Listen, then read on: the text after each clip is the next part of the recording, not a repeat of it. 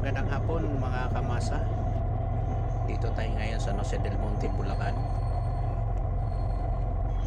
Ito tayo ngayon mga kamasa. Approaching tayo sa may Catholic Church ng San Jose del Monte, Bulacan.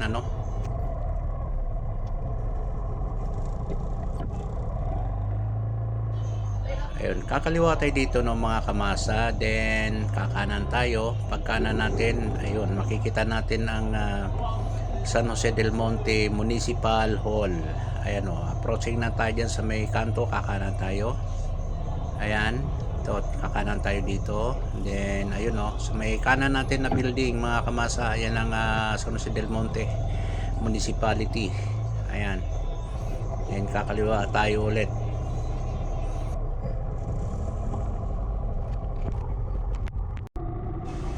Okay, dito tayo ngayon mga kamasa sa may tulay ay nais kong batiin ang lahat ng mga subscriber, lahat ng mga viewers sa hapong ito.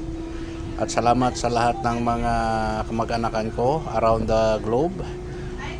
Shout out sa lahat ng mga nanonood sa ating video ngayong hapong ito. Tayo po ay pupunta tayo sa isang sinasabi nilang sikat na Bacas River. So tayo pwede diretso sa isang masasabi nating resort, Kanyakan. Yun, Kanyakan. Okay mga kamasa, dito na tayo ngayon sa loob nitong Kanyakan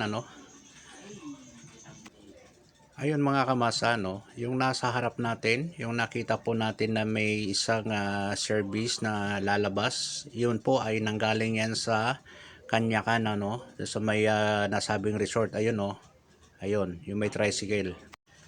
Yan po kasi ay dalawang resort ang meron po dyan yung kanan, yung kaliwa. So dito tayo sa kanan, papuntang Kanyakan mga kamasa.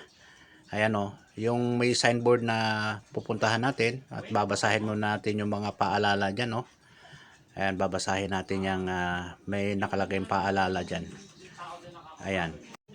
Ito po ayun sa babala na nakasaad po dito. Sabi po dito, mag-ingat po tayo sa ating pagsiswimming at minsan daw po ay biglang tumatas ang tubig dito. Marami na raw pong nalulunod. So yun mga kamasa, ingat tayo.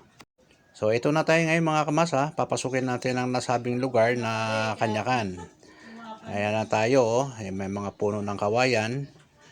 Ayun, medyo rough road lang po ang mga kalsada rito magmula sa may entrance hanggang dito po rough road. Mabato ang kalsada rito mabato ang kalsada rito ayun yung ilog nakikita natin sa gawing kaliwa natin ayun ayan, didiretso pa tayo doon sa bandang dulo.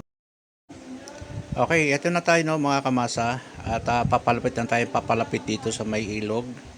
So dito tayo sa may gawing kanan, iikutin natin ang nasabing resort na ito at ating susorbihin nang masilayan natin ang sitwasyon ng Kanyakan. Hindi na muna tayo bababa sa ating motor mga kamasa, kundi didiretso tayo hanggang dulo, then bubuelta tayo at i-check natin mamaya ang mga cottage. Ayan, hanggang dito to mga kamasa Actually, yung dulo pa na yan, pwede pang dumiretso sa bandang dulo pa tayo. Pupunta tayo dito sa may bandang dulo. Ayan. Ayan, tingnan po natin sa may gawing kaliwa po natin. Yun po yung mga cottage nila dyan. Ayan may mga plug na blue. Ayan, may kulay yung kanilang plug. Dito sa may gawing kanan natin, yun, may mga tindahan po sila dyan. Yung may mga nagpa-park yung mga nagsiswimming po dyan sa ilog ayan ayan po, tignan niyo po mga kamasa. Ayan ayan ang sitwasyon ng Kanyakan. Ayan, Kanyakan River. Ayun ayan ang natutukan ng ating video. So iikot tayo dito. Ayan, ihinto muna tayo dito mga kamasa at titingnan natin yung paligid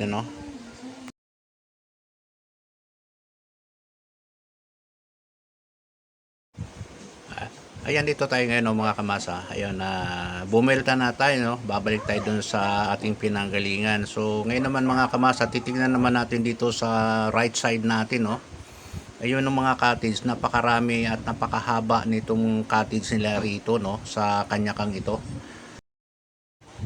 So ito, huminto muna tayo dito ng mga kamasa. Bababa muna tayo dito sa ating motor at titignan natin dito.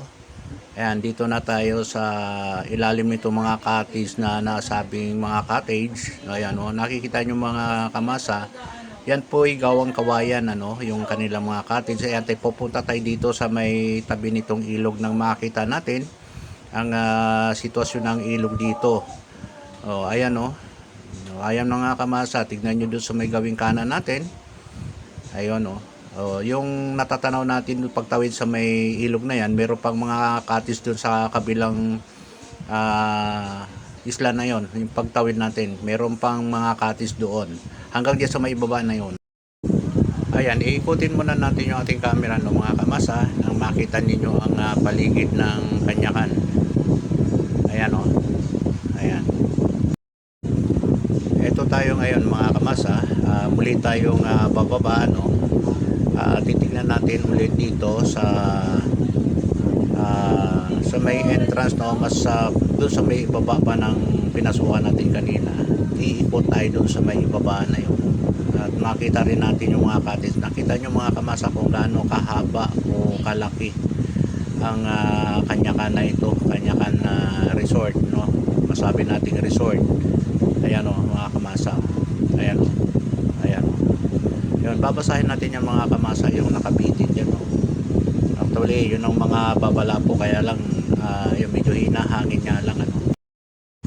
So dito, iikot tayong muli dito, no, mga kamasa, at nakita natin yung isang madam na nakaupo sa kanyang tindahan. At nagtanong tayo dito about sa mga cottage, kung magkano ang cottage dito, o kaya yung kanilang salbabida, no. Ayun, tinanong natin yan.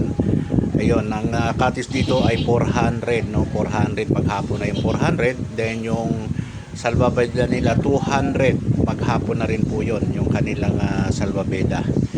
Ayan po, yung kausap po natin ngayon yung isang madam dito na isa rin po siyang nangangasiwa ng mga cottage dito. Ayan, may mga tinuturo siya doon sa baba, so nagbibigay siya ng instruction sa atin.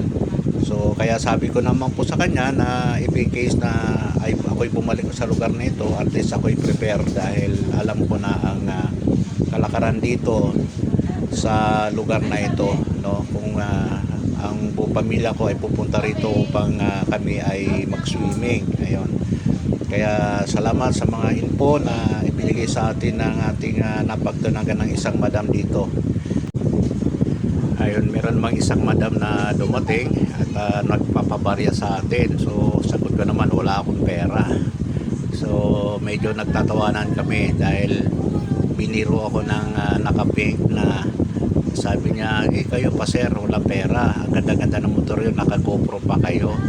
So ang inyong lingkod ay papalabas na.